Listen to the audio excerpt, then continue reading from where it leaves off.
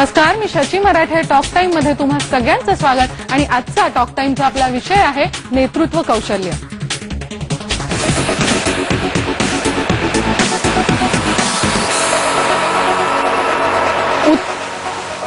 उत्तम नेतृत्व हे कोणत्याही संस्थेसाठी, समाजासाठी आणि देशासाठी देखील विकासाच्या शिखरावर नेणारं असतं.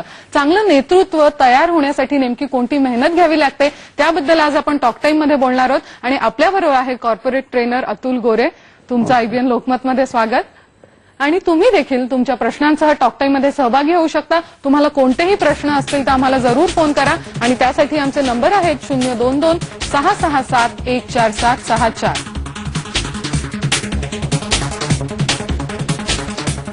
अण्णा हजारेंच्या रूपानं आपण नुकतंच एक खूप काय म्हणू मोठं नेतृत्व अनुभवलं आहे. जेव्हा आपण म्हणतो की हा एक उत्तम नेता आहे तेव्हा त्याच्यामध्ये कोणकोणत्या गोष्टी असतात? खरं तर हा विषय इतका जुना आणि इतका मोठा आहे की त्याच्यावर बोलेल तेवढं थोडं आहे. खरं तर नेतृत्व म्हणजे काही कोट्स, एखादं कोट सांगतो तुम्हाला की उदाहरणार्थ a leader is a person who knows the way, shows the way, goes the way. आता उदाहरणार्थ तर पहिली गोष्ट म्हणजे त्याचं लक्ष, त्याला जे साधायचं आहे ते अत्यंत स्पष्ट, क्लिअर असलं पाहिजे. त्याच्याशिवाय तो सगळ्यांना नेऊ शकत नाही. त्याची त्याच्यावर भक्ती आणि श्रद्धा असली पाहिजे. त्यानंतर सर्वसामान्यांमध्ये जे गुण असतात त्याच्यापेक्षा त्याच्याकडे उदाहरणार्थ एनर्जी लेवल जास्त असली पाहिजे, दूरदृष्टी जास्त असली पाहिजे, कम्युनिकेशन स्किल्स त्याच्याकडे जास्त असली पाहिजेत. EQ आणि IQ आणि SQ म्हणतात, 3 Qs लागतात. म्हणजे social quotient, spirituality quotient, emotional quotient आणि इंटेलिजंट कोशंट, 4 कोशंटचा. तर actually he has to be really good at brain and really good at heart.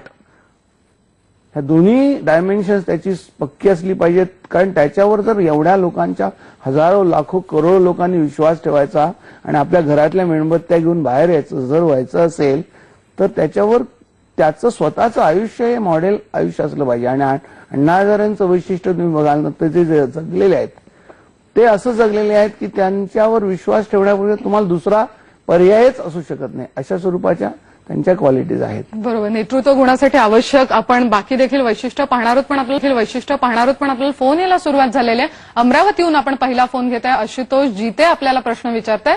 तुमचा प्रश्न विचारा आशुतोष. हॅलो, बोला. माझा प्रश्न असा आहे की लीडरशिप वरील घटनांचा या विषयाला महत्व काय आहे? बर काय सांगा? महत्व म्हणजे लीडर्स ऍक्च्युली वैयक्तिक जीवनामध्ये, कौटुंबिक जीवनामध्ये, संस्थेच्या जीवनामध्ये, बिझनेस जीवनामध्ये, राष्ट्रीय जीवनामध्ये, आंतरराष्ट्रीय लीडरशिप शिवाय खरं काही घडूच शकत नाही. त्यामुळे तुम्ही वैयक्तिक जीवनात सुद्धा तुम्ही तुमचं नेतृत्व करायला लागतं. तुम्हाला प्रॉपर विजन असायला लागतं, तुम्हाला दिशा घ्यायला लागते, तुम्हाला तुमचा प्रोग्राम डिझाईन करायला लागतो आणि त्या मार्गावर चालायला लागतो. त्यामुळे leadership begins with your self. तुमच्या स्वतःपासून सुरुवात होतं आणि आंतरराष्ट्रीय पातळीपर्यंत जातं. इतकी त्याची झेप आहे लीडरशिप. बरोबर. हा खूप मोठा आवाक आहे नेतृत्व गुणाचा. पण त्याच्यामुळे मला असं विचारायचं वाटतं की नेतृत्व गुण हे अंगभूत कौशल्यांपैकी किती आहे का हे कमवता येतं नंतर? सुरुवातीच्या काळात म्हणजे अगदी प्लेटोच्या काळापासून नेतृत्व गुणावर चर्चा चालू आहे. म्हणजे 500 BC म्हणजे जवळजवळ 2500 वर्ष या विषयावर चर्चा चालू आहे. सुरुवातीच्या काळामध्ये जवळजवळ 1850 पर्यंत असं विश्वास होता की हे नेतृत्व गुण आहेत ते अंगभूत असल्याशिवाय कोणी नेता होऊ शकत नाही. पण जसं जसं याच्यावर अधिकाधिक अभ्यास करत गेली लोक किंवा परिस्थिती जशी जशी बदलायला लागली आणि वेगवेगळ्या प्रकारच्या नेतृत्व गुणाची आवश्यकता वाटायला लागली, त्यावर विचार केल्यानंतर असं दिसायला लागलं की नुसते फक्त अंगभूत गुण हे एवढंच नाही तर त्याच्या व्यतिरिक्त आणखीनही काही गोष्टीची आवश्यकता आहे. उदाहरणार्थ सिच्युएशनल लीडरशिप नावाचा एक विषय आहे की परिस्थितीजन्य असेलच असं नाही, तर ती परिस्थिती जी असते त्या परिस्थितीला उत्तर देणारं, दिशा दाखवणारं नेतृत्व असतं. ती जर परिस्थिती बदलली तर ते नेतृत्व बदलतं. उदाहरणार्थ दुसऱ्या महायुद्धाच्या काळामध्ये ब्रिटनला विजय मिळवून दिला चर्चिलने, परंतु लगेच जेव्हा निवडणुका झाल्या तेव्हा चर्चिल पंतप्रधान झाले नाही. कारण तेव्हा देशाची युद्धाच्या काळातली परिस्थिती आणि नेतृत्वाची गरज आणि युद्धाच्या नंतरच्या नेतृत्वाची गरज, लीड नेतृत्व लागतं की एखादं नेतृत्व उभं राहिलेलं ते सार्वत्रिक ही वेगळी होती. तर त्यामुळे त्या परिस्थितीनुरूप तो लीडर समाजानं निवडला. त्यामुळे परिस्थितीनुरूप लिडरशिप ही फार महत्वाची आहे असं मला वाटतं. बरोबर. अजून कुठल्या प्रकारच्या लिडरशिप असतात त्याबद्दल आपण अधिक बोलणार आहोत, पण पुण्याहून आपल्याला आनंद गडम प्रश्न विचारतात. आनंद, तुमचा प्रश्न विचारा. हो सर, आता आपण नेहमी बघतो की लिडरशिप हे बेसिकली आता तुम्ही म्हणाले की मूलभूत अंग आहेत, पण आता ज्यांच्याकडे नाही आहे लिडरशिप त्यांना कसं डेव्हलप करायचं? बरं बरं, अगदी नेमका प्रश्न आहे त्यांचा. डेव्हलप कशी करायची लिडरशिप? तर त्या संदर्भामध्ये म्हणजे माणसाचा जो विकास झालेला आहे त्या विकासामध्ये इंग्रजीमध्ये 2 शब्द वापरले जातात. एक आहे ते माणसाचं नेचर आणि माणसाचं नर्चर. म्हणजे नेचर आहे ते गिवन असतं, म्हणजे तुमच्या डीएनए मधनं आई वडिलांकडून तुम्हाला आलेलं असतं, परंतु एका मर्यादेपर्यंत लिडरशिपचं ट्रेनिंग देणं शक्य आहे. आणि ते ट्रेनिंग दिल्यानंतर तुमच्याकडे जर काही प्रमाणात अंगभूत गुण असतील तर तुम्ही एका मोठ्या पातळीवरचे लीडर होऊ शकाल. अशा स्वरूपाचा अभ्यास मग 19व्या आणि 20व्या शतकामध्ये झाला आणि मग त्यामुळे लिडरशिपच्या ट्रेनिंगला सुरुवात झाली. तर काही अंगभूत, तुम्ही असं म्हणा की 40-50% अंगभूत आणि 40-50% ट्रेनिंग, याच्यावरनं वेगळी लिडरशिप. आता आपल्याकडलं IAS जे केडर तयार केलं जातं, IAS हे केडर आहे, ते केडर आहे ते अशा स्वरूपाचं तयार होतं की सगळी जी IAS ऑफिसर्स असतात ते शेवटी त्यांना नेतृत्व द्यायला लागतं डिस्ट्रिक्ट पातळीवर, राज्य पातळीवर, राष्ट्रीय पातळीवर. तर त्यांना सर्टन अमाऊंट ऑफ ट्रेनिंग, त्यांना सिलेक्शन करताना अंगभूत गुण आहेत की नाही ते तपासलं जातं. पण ते अंगभूत गुण नुसते पुरत नाहीत, तर त्यांना ट्रेनिंग दिल्यानंतर मग ते अशा स्वरूपाचं नेतृत्व करू शकतात आणि दिशादर्शक काम करू शकतात. बरोबर, ते पोटेन्शियल ओळखण्याची गरज असते. आपण पुढचा फोन घेतोय. निखिल मोहिते आपल्याला पुण्याहून प्रश्न विचारताय. निखिल, तुमचा प्रश्न विचारा. मॅडम, माझं नाव नितीन आहे, नितीन मोहिते, पुण्यावरून बोलतोय. माफ करा. Good afternoon sir. Good afternoon sir, मी एखाद्या प्रोजेक्टमध्ये समजा टीम लीड करतोय एखादी. हॅलो. हा, एखादी टीम लीड करतोय त्यावेळेस माझ्या टीम मध्ये 2 मेंबर येतात माझ्याकडे. बरं. दोन्ही त्यांच्या स्किलमध्ये स्पेशलिस्ट आहेत, पण एकाचं असं म्हणणं आहे की मी बेटर वर्क करतो त्याच्यापेक्षा आणि दुसरा पण त्याच्यापेक्षा बेटर वर्क करत असतो त्याच्या फील्डमध्ये. मग अशा सिच्युएशन मध्ये मला त्या दोन्ही मेंबरची गरज आहे. तर त्या दोन्ही मेंबरला मी अशा सिच्युएशन मध्ये कसं हँडल करावं ऍज अ टीम लीडर म्हणून?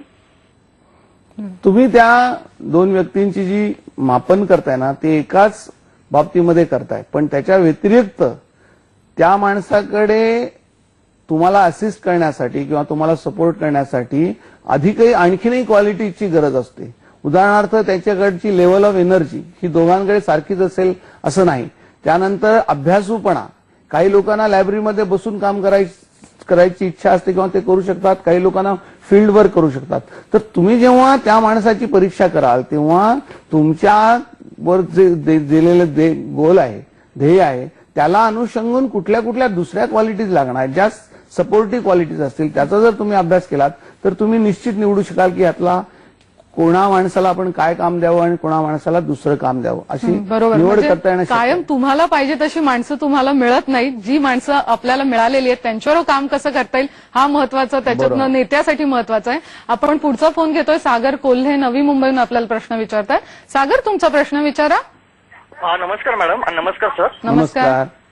माझा असा प्रश्न होता की मला राजकारणाची फार आवड आहे आणि राजकारणामध्ये लोकांना जर आपल्याचं करायचं असेल तर आपल्याला एक बोलण्याची कौशल्य आणि आपल्या लोकांसमोर कसं वागतो तर आपल्याला ते कसं लोकांपाशी आपला विचार मांडता आला पाहिजे आणि आपण कसं वागलं पाहिजे की लोकांना ते आपल्याला आवडसे वाटेल आणि कोणते पुस्तक आपण वाचले पाहिजे आणि जेणेकरून आपल्याला ज्ञान भेटेल आणि आपण लोकांना ते देऊ शकतो, असा माझा तो प्रश्न आहे. बरं, खूप प्रश्न आहेत त्यांचे. काय सांगा?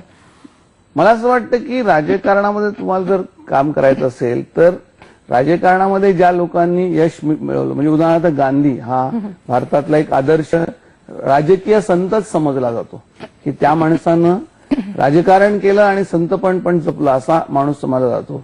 त्यानंतर जे आपले जवाहरलाल नेहरू आहेत, इंदिरा गांधी आहेत, ही सगळी जी मंडळी नेतृत्वामध्ये होती त्यांच्या बायोग्राफीज वाचणं याच्यासारखा माझ्या अभ्यास करण्यासारखा दुसरा उत्तम मार्ग नाही.